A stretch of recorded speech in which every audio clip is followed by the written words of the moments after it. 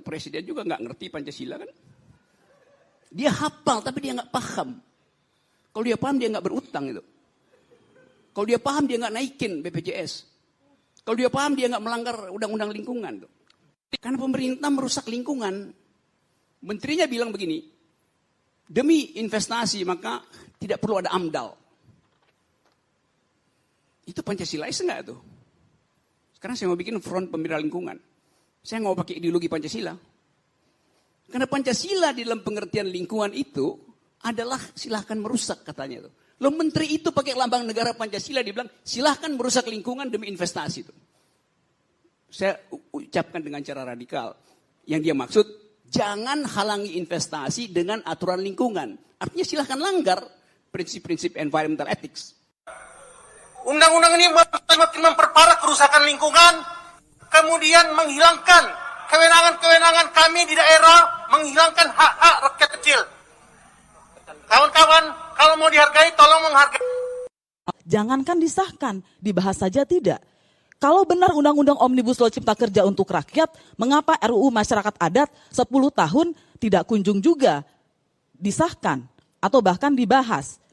Kita juga saya mencatat data YLBHI yang sangat terbatas, saya minta maaf, Januari hingga Agustus 2020 saja minimal ada 79 kasus agraria. Dan di dalamnya juga ada kriminalisasi masyarakat adat. Kalau kita betul-betul mau memajukan Indonesia yang mandiri secara ekonomi, kalau kita mau mengangkat harkat dan martabat rakyat Indonesia, masyarakat adat pasti ada di dalamnya. Mengapa masyarakat adat yang sudah ada sejak sebelum Indonesia merdeka, yang betul-betul mempertahankan kearifan lokalnya harus dikriminalisasi karena mengambil 1-2 ranting di tanah mereka yang kemudian dicuri oleh korporasi. Dan korporasinya dari asing. Dan mengapa undang-undang Omnibus Law dan mengapa undang-undang yang dibuat pemerintah dan DPR tidak menyasar hal-hal seperti itu, tapi memberikan royalti 0%. Apa yang didapatkan Indonesia, apa yang didapatkan rakyat Indonesia dengan royalti 0%. Pernyataan Pak Doni Monardo pada awal Agustus 2019 yang mengatakan 99% kebakaran hutan dan lahan itu akibat ulah manusia dan 80% di kebun. Apa kaitannya dengan Omnibus Law? Omnibus Law Cipta Kerja itu melemahkan strict liability, yaitu pertanggungjawaban yang tidak perlu melihat kausalitas hubungan antara kejahatan lingkungan atau masalah lingkungan, apakah ada hubungan kausalnya dengan orang yang melakukan eksplorasi di lahan tersebut. Omnibus Law melemahkannya dengan menghilangkan tanpa pembuktian unsur kesalahan.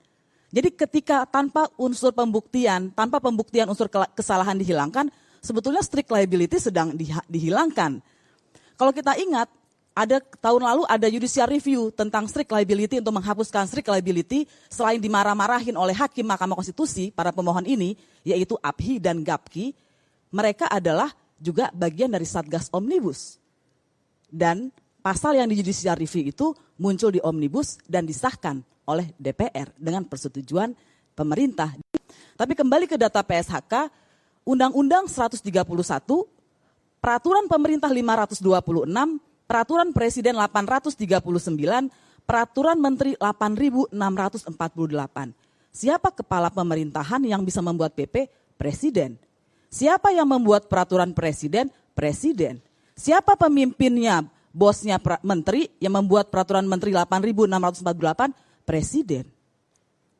Kenapa jawabannya undang-undang?